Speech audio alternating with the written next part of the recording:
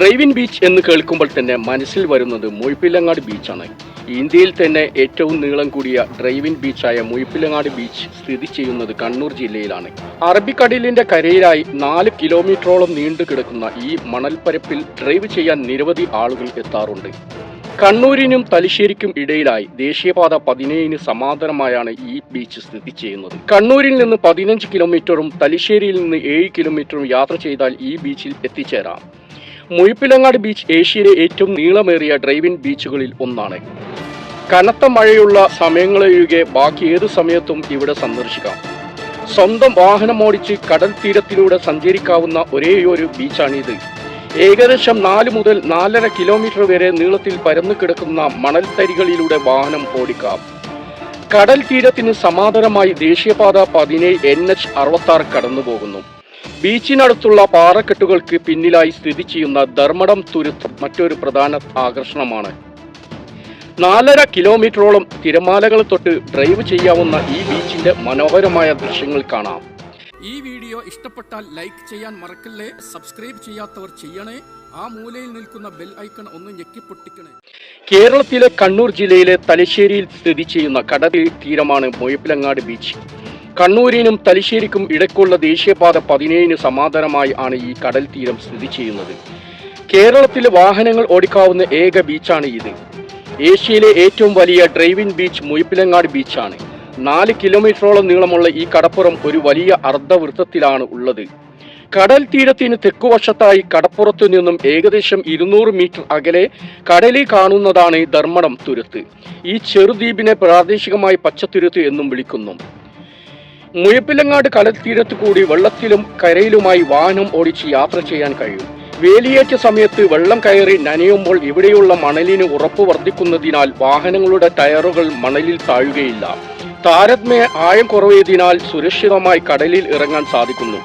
ഏതാനും വർഷങ്ങളായി April May മാസങ്ങളിൽ ഇവിടെ ബീച്ച് ഫെസ്റ്റിവൽ നടക്കാറുണ്ട്.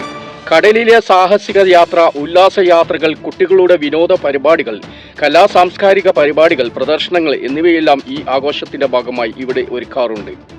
സഹായനങ്ങളിൽ വിശ്രമിക്കാനും കാറ്റുകൊള്ളാനുമായി അനേകം ആളുകൾ നിത്യേന മുഴപ്പിലങ്ങാട് ബീച്ചിൽ എത്തിച്ചേരാറുണ്ട്. നിരവധി റിസോർട്ടുകളും ബീച്ചിനോട് ചേർന്ന് പ്രവർത്തിക്കുന്നുണ്ട്. ഇരുവശങ്ങളിലായി സ്ഥിതി ചെയ്യുന്ന പാറക്കൂട്ടങ്ങളിൽ നിന്ന് ധാരാളം കല്ലുമക്കായ ഉണ്ട്. ശൈത്യകാലങ്ങളിൽ ധാരാളം ദേശാടന പക്ഷികൾ ഇവിടെ വിരുന്നു വരാറുണ്ട്. കേരളത്തിലെ കണ്ണൂർ ജില്ലയിലെ ഒരു തീരദേശ ഗ്രാമമാണ് മുഴപ്പിലങ്ങാട്. കണ്ണൂർ ജില്ലയിലെ തലശ്ശേരി ബ്ലോക്കിൽ ഉൾപ്പെടുന്ന മുഴപ്പിലങ്ങാട് ഗ്രാമപഞ്ചായത്ത് അഞ്ചരക്കണ്ടി പുഴയ്ക്കും അറബിക്കടലിനുമിടയിൽ സ്ഥിതി ചെയ്യുന്ന ഒരു ഉപദ്വീപാണ്.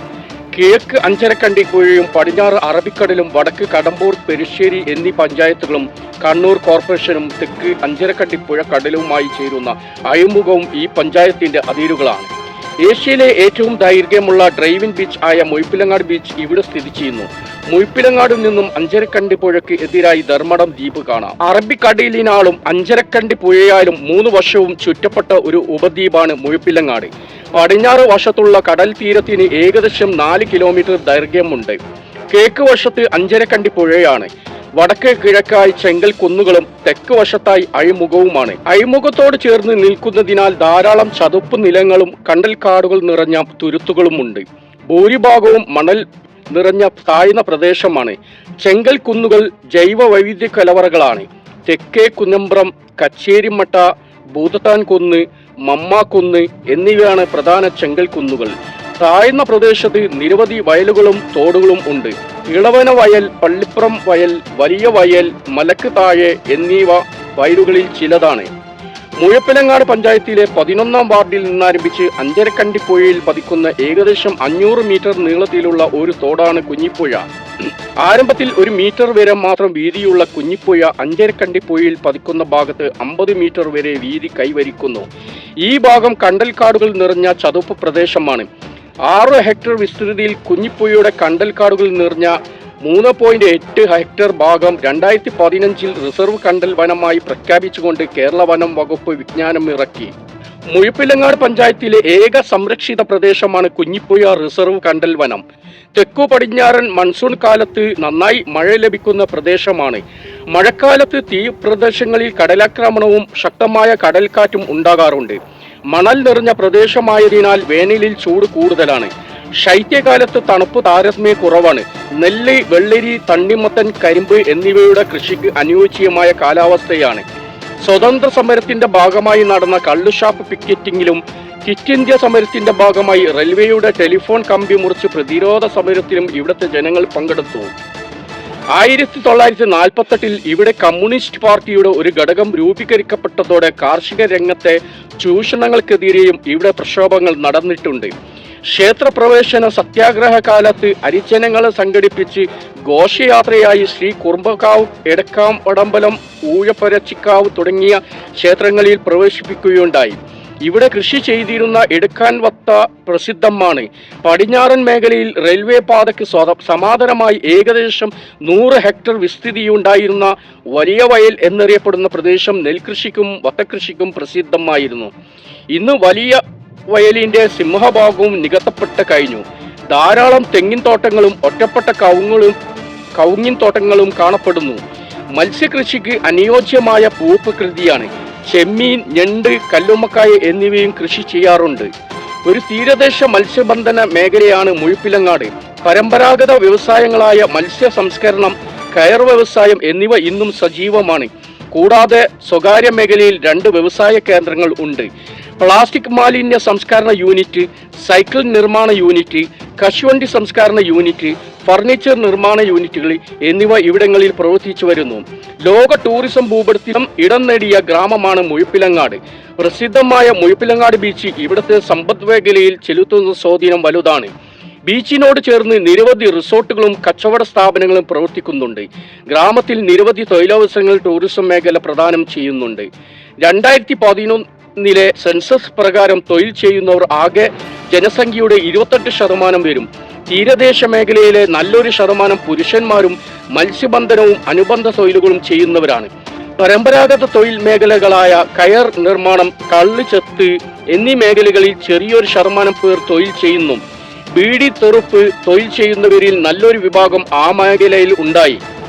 പ്രതിസന്ധി മൂലം മറ്റു തൊഴിൽ മേഖലയിലേക്ക് മാറിയിട്ടുണ്ട്. ദിനേശ് ബീഡിയുടെ ഒരു യൂണിറ്റ് പ്രവർത്തിക്കുന്നതിൽ 10 വർഷം മുമ്പ് വരെ 200-ലധികം തൊഴിലാളികൾ ഉണ്ടായിരുന്നു. നിലവിൽ 38 തൊഴിലാളികൾ ജോലി ചെയ്യുന്നുണ്ട്. മറ്റൊരു പ്രധാന തൊഴിൽ മേഖലയാണ് കെട്ടിട നിർമ്മാണ മേഖല. ഏകദേശം 700ഓളം പേർ ഈ മേഖലയിൽ തൊഴിൽ ചെയ്യുന്നുണ്ട്. പൂർണ്ണമായും കാർഷിക വൃത്തിയിൽ ഏർപ്പെട്ട 32 കുടുംബങ്ങൾ ആണുള്ളത്. ഫുഡ് കോർപ്പറേഷൻ ഓഫ് ഇന്ത്യയുടെ ജില്ലാ ആസ്ഥാനവും സംഭരണശാലയും ഉള്ളതിൽ നേരിട്ടും അല്ലാതെയും 100ഓളം പേർ തൊഴിലെടുക്കുന്നുണ്ട്. 1930 മൊയ്തുപാലം പണിതതോടു കൂടിയാണ് ദേശീയപാതയിലൂടെ തലശ്ശേരിയുമായി റോഡ് ഗതാഗതം സാധ്യമാകുന്നത്. അതിനു മുമ്പ് കുടക്കടവിൽ നിന്നും ചങ്ങാടം വഴി ധർമ്മടത്ത് ചെന്നായിരുന്നു ഇവിടത്തുകാർ തലശ്ശേരിയിൽ എത്തിയിരുന്നത്. പഴയകാലത്ത് കാളവണ്ടികൾ യാത്രക്കായി ധാരാളമായി ഉപയോഗിച്ചിരുന്നു. അയൽദേശമായ മേലൂരും ധർമ്മടവുമായി ബന്ധപ്പെടാൻ 3 കടത്തുകൾ നിലവിലുണ്ടായിരുന്നു. 1901 മുഴപ്പിലങ്ങാട് വഴി ആദ്യ തീവണ്ടി കടന്നു പോയത്. എടക്കാട് റെയിൽവേ സ്റ്റേഷൻ സ്ഥിതി ചെയ്യുന്നത് മുഴപ്പിലങ്ങാടാണ്. റോഡ് ഗതാഗതം വിപുലമാകുന്നതിന് മുമ്പ് തലശ്ശേരിയിലേക്കും മറ്റും എത്താൻ തീവണ്ടി മാർഗവും ഇവിടത്തുകാർ ധാരാളമായി ഉപയോഗിച്ചിരുന്നു.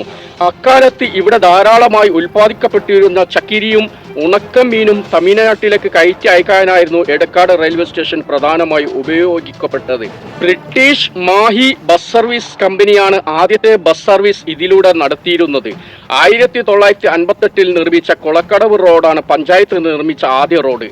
മുഴപ്പിലങ്ങാടിനെയും ധർമ്മടത്തെയും ബന്ധിപ്പിക്കുന്ന മറ്റൊരു പ്രധാന പാലമാണ് മാമാക്കുന്ന് പാലം. മുഴപ്പിലങ്ങാടിന് ഏറ്റവും അടുത്തുള്ള പട്ടണം 7 കിലോമീറ്റർ അകലെ സ്ഥിതി ചെയ്യുന്ന തലശ്ശേരിയാണ്. കണ്ണൂർ ജില്ലാ തലസ്ഥാനം മുഴപ്പിലങ്ങാടിൽ നിന്നും ഏകദേശം 13 കിലോമീറ്റർ അകലെയാണ്. ദേശീയപാത 17 മുഴപ്പിലങ്ങാടിയിലൂടെയാണ് കടന്നു പോകുന്നത്.